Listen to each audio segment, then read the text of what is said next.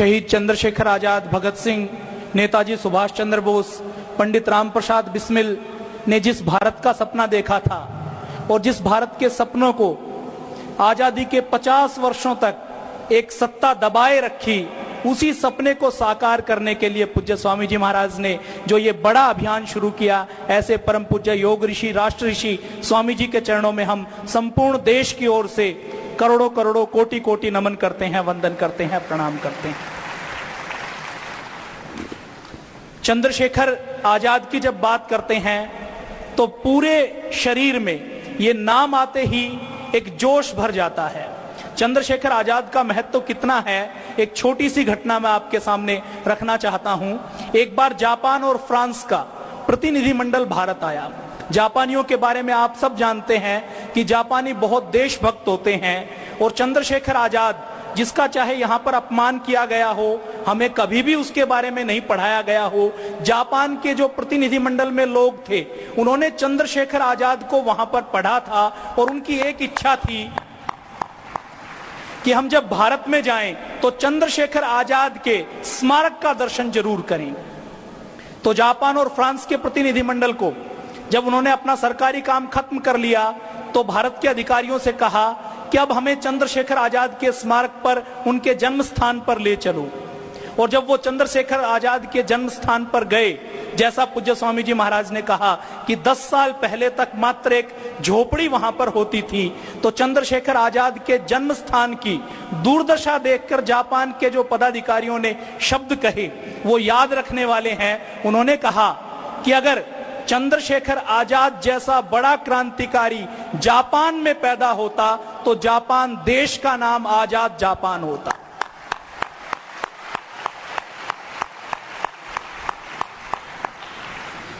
चंद्रशेखर आजाद कौन थे? एक गरीब घर में, छोटे से गांव में पैदा हुए, खाने के लिए अन्न नहीं था, जिसने बचपन से अभाव देखा, गरीबी देखा, संघर्ष देखा, देश की दुर्दशा देखी। 24 साल 7 महीने और 4 दिन छोटी सी अल्पायु में शहीद भगत सिंह तो लगभग 23 वर्ष तक जीवित रहे। चंद्रशेखर आजाद भी सबसे युवा क्रांतिकारी थे, सबसे युवा शहीद थे। 24 साल 7 महीने 4 दिन के जीवन में उन्होंने सिद्ध कर दिया कि छोटी आयु, अशिक्षा, गांव में, गरीबी में, आदिवासी क्षेत्र में जन्म लेकर भी एक युवा अगर अपने संकल्प को पहचान ले तो पूरी सत्ताओं से लड़ सकता है, सिद्ध कर सकता है कि कोई भी बड़ा काम वो कर सकता है। अगर चंद्रशेखर आजाद जैसा व्यक्ति, जिसने गांव में, गरीबी में, अशिक्षा में जन्म लिया, जिसके पास खाने के लिए अन्न का दाना नहीं था, जिसको कोई पढ़ाने वाला नहीं था, जिसके पास कोई संसाधन नहीं थे, जिसकी बात को कोई सुनने वाला नहीं था, वो अगर उस समय के सबसे बड़े साम्राज्य की चूल्हे हिला सकता है तो आपको पूज्य स्वामी जी महाराज जैसे गुरु मिले हैं, आपको उनसे अधिक शिक्षा मिली है, उनसे अधिक संसाधन मिले हैं, तो आप और हम मिलकर एक बार संकल्प कर लें तो भारत को वैसा भारत बना सकते हैं जैसा चंद्रशेखर आजाद ने सपना देखा था।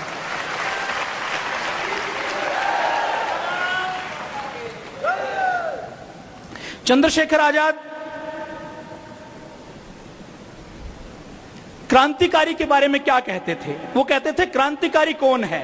चंद्रशेखर आजाद कहते थे कि सच्चे क्रांतिकारी अपने प्राणों को केवल और केवल इसलिए न्यौछावर करने के लिए तैयार रहते हैं ताकि एक सुखद और सुंदर समाज की रचना की जा सके। वह वास्तव में सच्चे और अच्छे समाज की प्रसव वेदना को सहता है, वो सच्चा क्रांतिकारी है। चंद्रशेखर आजाद क्या मानते थे कि भारत की आजादी कैसी हो? चंद्रशेखर आजाद कहते थे कि कांग्रेस का मतलब है कि हमें सत्ता चाहिए, चाहे रास्ता जो भी हो। और चंद्रशेखर आजाद कहते थे कि क्रांतिकारियों का मतलब है हमें संपूर्ण आजादी चाहिए, रास्ता चाहे जो भी हो।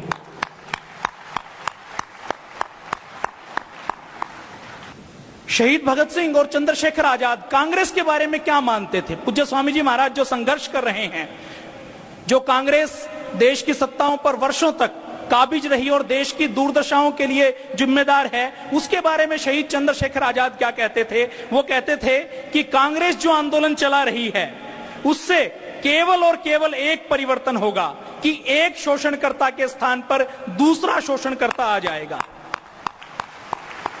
चंद्रशेखर आजाद जो पढ़े लिखे बहुत नहीं थे, शहीद भगत सिंह बहुत पुस्तकें पढ़ते थे, रोज एक एक दो दो पुस्तकें पढ़ते थे, और चंद्रशेखर आजाद उन पुस्तकों का निचोड़ उससे सुन के, भगत सिंह से सुन के, और व्यवहारिक जीवन में जो उन्होंने सीखा उसके ऊपर जो निष्कर्ष निकालते थे वो बड़े से बड़ा दार्शनिक नहीं निकाल सकता। चंद्रशेखर आजाद कहते हैं कि केवल राजनीतिक आजादी से थोड़े से व्यक्ति जनता का खून चूसेंगे, इसलिए राजनीतिक आजादी के साथ सामाजिक और आर्थिक आजादी आनी आवश्यक है।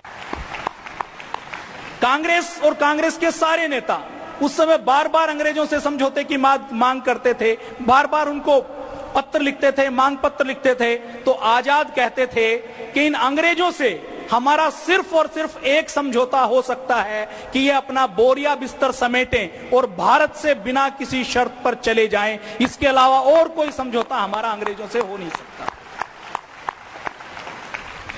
दुर्गा भाभी, जिसका नाम आपने सुना होगा, रानी लक्ष्मीबाई के बाद अगर कोई बड़ा व्यक्तित्व है तो दुर्गा भाभी के रूप में ऐसा लगता है कि रानी लक्ष्मीबाई ने जन्म लिया। दुर्गा भाभी जब चंद्रशेखर आजाद ने शहादत दी तो दुर्गा भाभी कहती है कि स्वाधीनता का यह पागल पुजारी अपने कर्तव्य के प्रति जो काम उसको करना है, अपनी देशभक्ति के भावना के प्रति अपने लिए वज्र से भी अधिक कठोर था। और जब वो खुद के जीवन की बात आती थी तो उसको देखकर ऐसा लगता था कि जैसे एक विरक्त सन्यासी हो, एक संत हो जो अपनी कोई परवाह नहीं करता था, और अपने साथियों की जब बात आती थी तो अपने संगठन के साथियों की रक्षा के लिए वो अपना सब कुछ न्योछावर कर देते थे। एक छोटी छोटी बात कि जयदेव ने दवाई ली या नहीं ली, हमारे साथियों ने खाना खाया या नहीं खाया, दूसरों को बिस्तर पर सुलाते थे, खुद नीचे अखबार पर सोते थे।